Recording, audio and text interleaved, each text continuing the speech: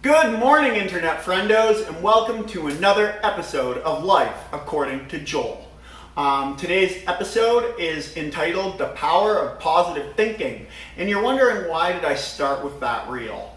The reel I started with is of my Aunt Grace. And when she was a teenager, she got diagnosed with 3 different types of arthritis. And she was expected to be in a wheelchair by the time she turned 18. And she refused.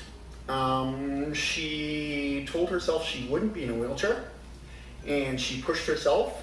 And despite being in agonizing pain every day, she powered on through it. And she went on to help found the largest church in Abbotsford, Northview Community Church. She was one of the 50 founding members. And she went on humanitarian missions with the organization Frontiers, where she served for over 20 years. And she went to India, where she worked in the slums of Mumbai. And she just wouldn't let her difficulties get her down. And I still remember as a kid when she started wearing these golden rings, and these rings straightened her fingers and kept them from curling. Because of the crippling, debilitating pain of arthritis, she was losing her joints, and she would have difficulty walking, and she gained a large amount of weight from all of the pain medication she was on. I remember at one point she was on to like 30 different pills. And so it was always hard for the rest of the family to see her in so much pain. But she used to have a saying, which was, never let the darkness drown out the light, and always continue to have a positive mindset and focus on the good things in life and not the negative. And the power of this woman who could barely walk, who was in constant excruciating pain, and yet always wore a smile on her face, traveled to India to help people in slums in Mumbai, who was a selfless, loving, compassionate person, and did not let her pain and poverty and difficulties get her down. And the reason I'm so empowered by this woman, she passed a couple of years ago, unfortunately.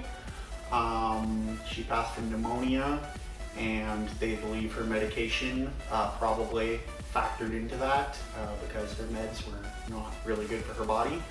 But even up until the end, she maintained a positive outlook. And no matter what happened in her life, you could never get her really negative.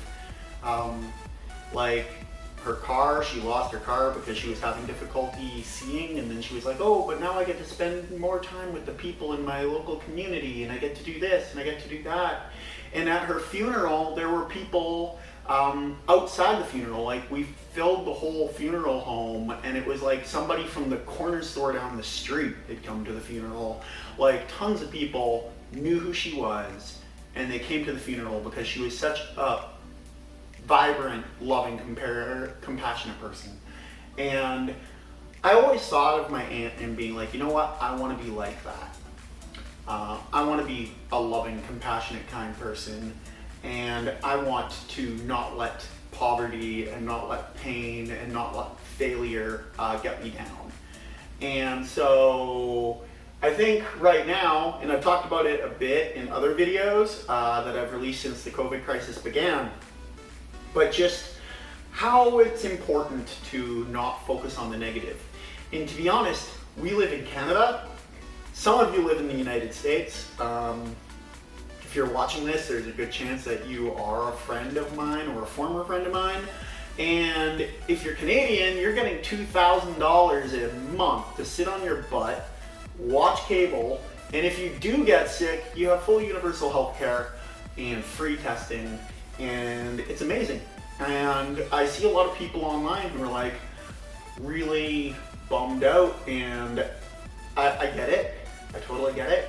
And there's a lot of people who are like, angry at the system, dang the government, keeping us locked up in our apartments. But the fact of the matter is we have a lot of amazing things to look at.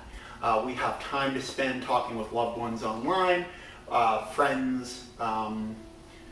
We just have a lot of opportunities that other people in this situation don't.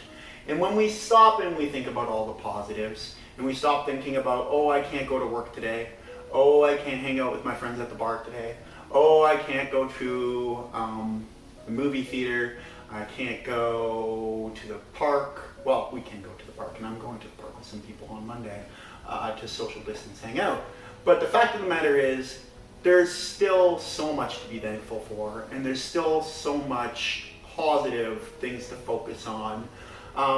The fact that, and I mean, there's a pet peeve that I have right now is a lot of people are like, Warner Brothers and Netflix, they're giving $100 million in aid, and they're writing checks to help people out, but they're primarily helping all the people down in Burbank and in LA, and they're primarily helping the Americans. Barely any of that money's coming here. Where's my money? And I look at that and I'm like, you know what? I see a positive, okay? The people in LA who need that money, who don't have $2,000 a month coming to them from the government, who don't have universal health care, who might be stiffed with a $35,000 to $40,000 health care bill for having COVID, they really do need that. That is charity. That money is to help them. And from my perspective, that is a beautiful thing. Seeing Angelina Jolie, seeing Ryan Reynolds, seeing Greg Berlanti coming together and helping their film family is heartwarming. And yeah, we can look at it and be like, oh, but Canadians have no work and Canadians aren't getting much of that aid money. But the thing is, we don't need the aid money, guys. We don't. We're really well off in Vancouver. There's no problem here. Rent is so high in LA. Cost of living is so high in LA. The people in LA really do need that assistance way more than us. And so the positive is our community is coming together to take care of the people who need help. And you just look around and there's just so much of that going on right now. Bill Gates is financing projects. You have people making vlogs like myself. You have people making paintings. You have people crocheting and knitting. And you have people making music. And you have people making video games. Yeah, it seems a couple of people start video game projects from inside their house. People are doing all kinds of creative and artistic things. And I started binge watching How I Met Your Mother and just falling in love with that show again. There's so much amazing things about being alive right now.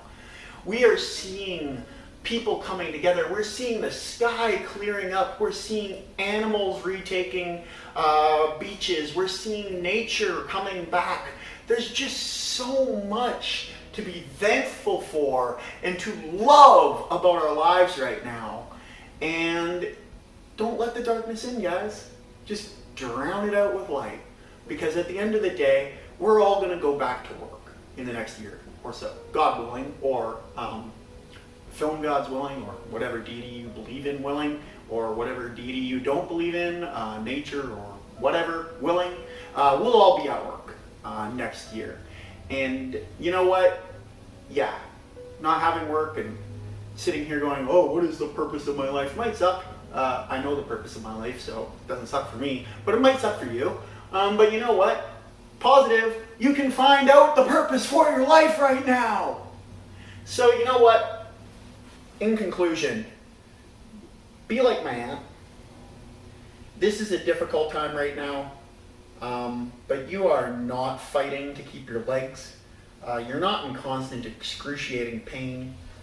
You are not in constant excruciating pain going to Mumbai to help people in slums. You are sitting on your couch, watching movies, playing video games on the government's paycheck.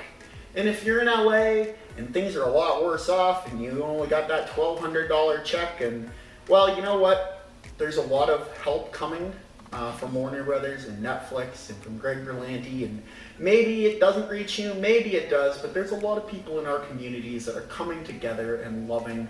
And so I challenge you to look for the positives. to look for things that make you feel good about what's happening right now, and just look at what outcomes are going to come out of this that are going to bring us closer together as human beings. And really, there's so much to live for and love about being alive in 2020. And my take home and your take home should be love your life, love the fact that we live in this beautiful first world developed country, that we are not starving, that we are not trying to drink water from some pond out in the middle of the bush because we have pipes, loving the fact that we have internet, loving the fact that we have electricity, loving the fact that we have